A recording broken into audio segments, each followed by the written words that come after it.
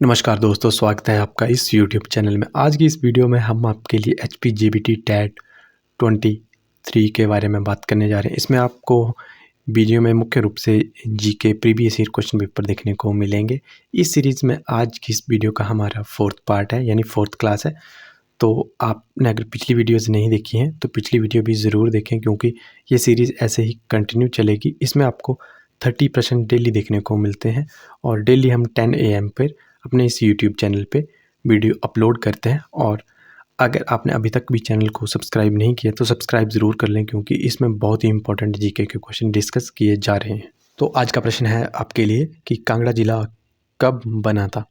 Option A है आपका 1 सितंबर 1972 को, बी है 2 सितंबर 1974 को, और ऑप्शन सी है 1 अक्टूबर 1968 को, और डी है आपका 2 अक्टूबर 1969 को। तो इस प्रश्न का जो सही उत्तर है कि कांगड़ा जिला कब बना था, कांगड़ा जिला बना था आपका 1 सितंबर 1972 को, यानी ऑप्शन नंबर ए आपका राइट आंसर है।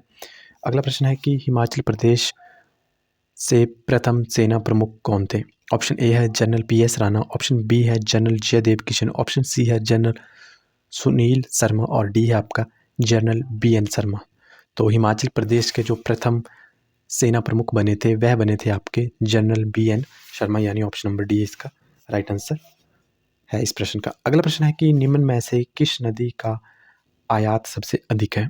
ऑप्शन ए है आपका चिनाब, बी है सतलुज, सी है रावी, और डी है आपका ब्यास। तो जिस नदी का जो आयात सबसे अधिक है उस नदी का नाम है चिनाब। तो इस प्रश्न का राइट आंसर हो गया आपका ऑप्शन नंबर ए, यानी चिनाब। अगला प्रश्न है कि हिमाचल पॉलिएंड्री नामक किताब का लेखक कौन है। ऑप्शन ए है आपका GN खोसला, ऑप्शन बी है GC ब्रूश, ऑप्शन सी है GN मजमूदार, और ऑप्शन डी है KL वैद। तो इस प्रश्न का जो सही उत्तर है कि हिमाचल पॉलिएंड्री नामक पुस्तक DN मजूमदार ने लिखी है। चलिए अब अगले प्रश्न की बात करते हैं कि हिमाचल का सबसे लंबा पुल कौन सा है। ऑप्शन ए है आपका बनेरखड्ड पुल, ऑप्शन बी है यमुना पुल पांवटा साहिब, और ऑप्शन सी है वाथू पुल, और डी है चीचम पुल।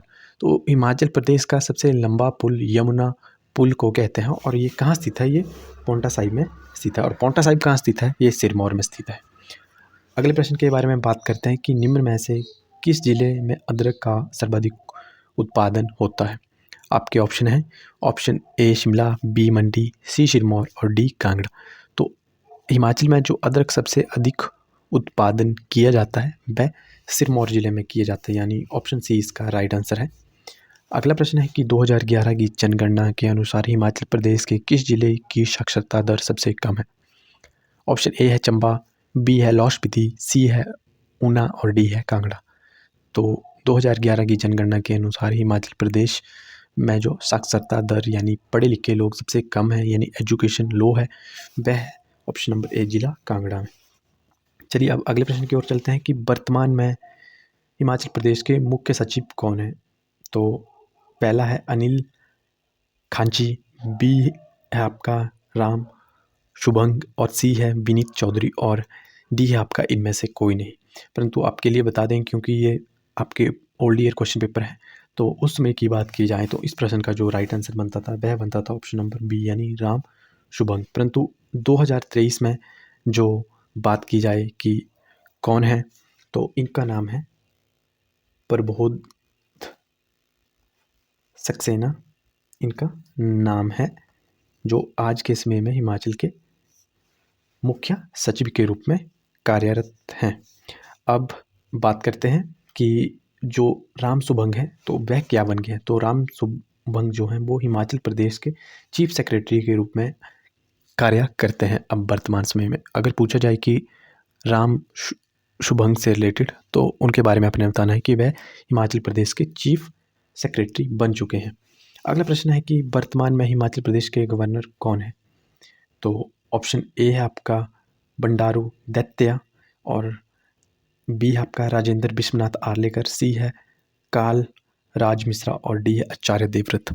तो इस प्रश्न का जो उसमें यानी प्रीवियस ईयर क्वेश्चन की बात हो रही है, तो हिमाचल प्रदेश के जो गवर्नर थे उनका नाम है आपका राजेंद्र विश्वनाथ आर्लेकर, ये इस प्रश्न का ये राइट आंसर है। परंतु आज के समय में जो हमारे हिमाचल प्रदेश के प्रमुख गवर्नर हैं उनका नाम है शिव प्रताप शुक्ला। जो हैं वो क्या है, वर्तमान में हिमाचल प्रदेश के गवर्नर है, यानी इनका नाम है शिव प्रताप शुक्ला। जो हैं वो क्या है, इसमें हिमाचल प्रदेश के नए गवर्नर हैं। अगले प्रश्न की बात करते हैं, हिमाचल प्रदेश का प्रथम कॉमेडी सीरियल कौन सा है? ऑप्शन ए है प्रिंस का पिटारा, ऑप्शन बी है आपका चंद्र नंदू, और ऑप्शन सी है दो साधु, और डी है आपका गुदगुदी हिमाचल दी। तो इस प्रश्न का जो सही उत्तर है कि हिमाचल प्रदेश का जो प्रथम कॉमेडी सीरियल है उसका नाम है प्रिंस का पिटारा। इसका राइट आंसर है आपका ऑप्शन नंबर ए। अब चलते हैं अगले प्रश्न की ओर। अगला प्रश्न है कि पहाड़ी चित्रकला नामक किताब के लेखक कौन है? ऑप्शन ए है टी.एस. नेगी, ऑप्शन सी है किशोरी लाल वैद्य, और बी है आपका यू.एस. परमार, और डी है के.आर. भारती। तो जो पहाड़ी चित्रकला नामक किताब के लेखक हैं वह हैं आपके किशोरी लाल वैद्य, यानी ऑप्शन सी इस प्रश्न का राइट आंसर है। अगला प्रश्न है कि निम्न में से कौन आर्किटेक्ट ऑफ हिमाचल के नाम से जाना जाता है? तो ऑप्शन ए है आर.के. कौशल, बी है शराब नेगी, और सी है जे.सी. फ्रैंक, और डी है डॉक्टर वाई.एस. परमार। तो जो हिमाचल प्रदेश के आर्किटेक्ट के नाम से जाने जाते हैं उनका नाम है आपका डॉक्टर वाई.एस. परमार, को हिमाचल प्रदेश का आर्किटेक्ट ऑफ हिमाचल के नाम से भी जाना जाता है। चलिए अगले प्रश्न की ओर चलते हैं कि जैन धर्म के प्रमुख तीर्थाकार कौन थे? तो ऑप्शन ए है आपका अरिष्ट नेमी, बी है पार्श्वनाथ, और सी है अजीतनाथ, और डी है आपका ऋषभनाथ। तो इस प्रश्न का जो सही उत्तर है कि जैन धर्म के जो प्रथम तीर्थाकार थे उनका नाम था आपका ऑप्शन नंबर डी, यानी ऋषभनाथ जो थे वो जैन धर्म के सबसे प्रमुख तीर्थाकार के रूप में जाने जाते थे। अगला प्रश्न है कि धारा 370 को कब समाप्त किया गया? तो धारा 370 के बारे में बात की जा रही है। तो आपको देखने को मिलता है ऑप्शन नंबर ए, यानी 5-6 अगस्त 2019, 5-6 अगस्त 2018 को समाप्त किया गया था क्या, कि 5-6 अगस्त 2017 और 5-6 अगस्त 2016। तो इस प्रश्न का जो सही उत्तर है कि धारा 370 को भारत में कब बंद किया गया था या कब इसका समापन हुआ था। तो इस प्रश्न का राइट आंसर है आपका ऑप्शन नंबर ए, यानी 5-6 अगस्त 2019 को धारा 370 को बंद कर दिया गया था भारत में। और ये कहाँ पर थी? तो ये धारा जम्मू कश्मीर में लागू थी। अब अगले प्रश्न की बात करते हैं कि नव निर्माण आंदोलन किस राज्य से शुरू हुआ था? तो बात की जाए तो इसके ऑप्शन है आपके option number A Gujarat, B Bihar, C Rajasthan, और डी उत्तर प्रदेश। तो नव निर्माण आंदोलन जो था वह ऑप्शन ए यानी गुजरात में शुरू हुआ था। और गुजरात के बारे में बात की जाए तो हमारे पीएम मोदी भी गुजरात से ही संबंधित हैं। अगली बात की जाए तो आया राम और गया राम की राजनीति शुरू हुई थी, कहाँ शुरू हुई थी सबसे पहले इसके बारे में बात की जा रही है कि आया राम और गया राम के बारे में। ऑप्शन ए आपको देखने को मिलता है हिमाचल प्रदेश में, ऑप्शन बी है पंजाब में, ऑप्शन सी है हरियाणा में, और डी है उत्तर प्रदेश में। तो इस प्रश्न का सही उत्तर है आपका ऑप्शन नंबर सी, यानी आया राम और गया राम की राजनीति जो शुरू हुई थी वह हुई थी हरियाणा में। चलिए अगले प्रश्न की ओर। वर्तमान में भारत के शिक्षा मंत्री कौन है? तो ये आपको मैं पहले भी बता रहा हूँ कि ये वर्तमान की बात हो रही है, ये इलेक्शन के दौरान चेंज होते रहते हैं, परंतु परीक्षा में जो आपके ऑप्शन होंगे आपको उन्हीं में से ही टिक करना पड़ेगा। तो वर्तमान में जो भारत के शिक्षा मंत्री के बारे में बात की जा रही है, तो वर्तमान में जो भारत के शिक्षा मंत्री हैं उनका नाम है option C Dharmendra Pradhan. Option C इस प्रश्न का राइट आंसर है। अगले प्रश्न की ओर चलते हैं कि अयोध्या में बाबरी मस्जिद का ढांचा कब गिराया गया? 6 दिसंबर 1991, 6 दिसंबर 1992, 6 दिसंबर 1993 और 6 दिसंबर 1994।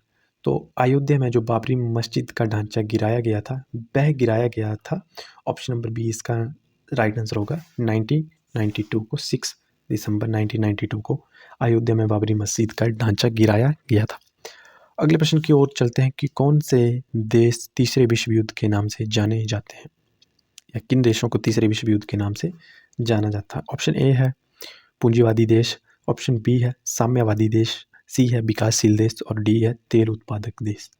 तो इस प्रश्न में जो तीसरे विश्व के नाम से जाना जाता है, यानी ये इस देश का नाम है विकासशील देश, जो अभी अपने क्या कर रहे हैं, ग्रोथ कर रहे हैं। कौन से देश तीसरे विश्व के नाम से जाने जाते हैं, तो विकासशील देशों को तीसरे विश्व के नाम से भी जाना जाता है।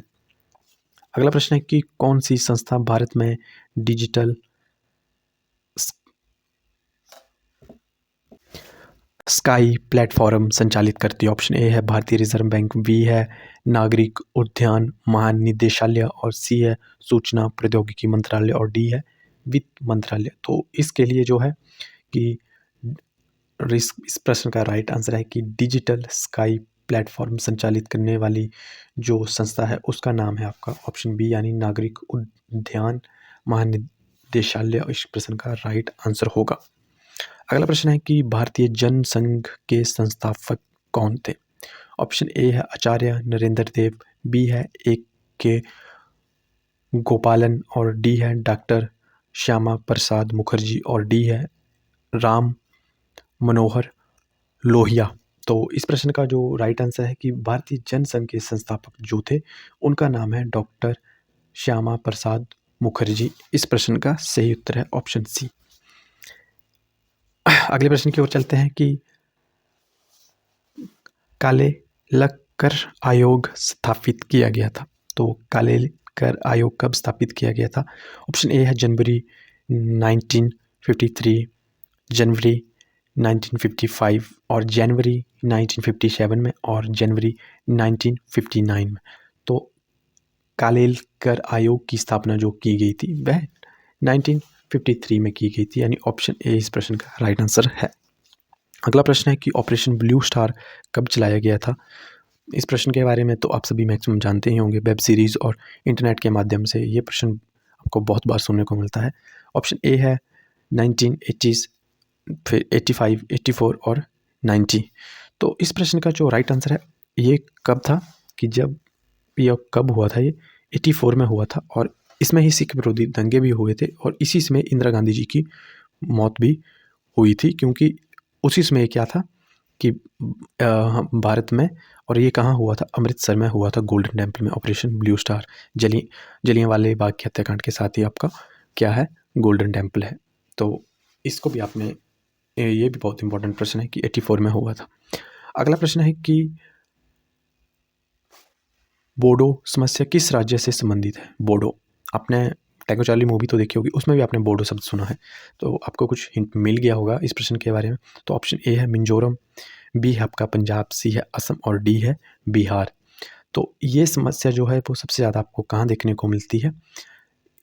इस प्रश्न का सही उत्तर है ऑप्शन नंबर सी, असम में ये समस्या आपको देखने मिलती है। बोडो समस्या किस राज्य से संबंधित है, ये असम से संबंधित है। अगला प्रश्न है कि आशियाना की स्थापना किस वर्ष हुई थी। आशियाना की स्थापना किस वर्ष हुई थी। 62, 80, 77 और 67 के बारे में बात की जा रही है। आपको 4 ऑप्शन दिए जा रहे हैं। तो इस प्रश्न का जो सही उत्तर है कि आशियाना की स्थापना जो थी वह 67 में की गई थी, यानी 1967। इस प्रश्न का राइट आंसर है ऑप्शन नंबर डी।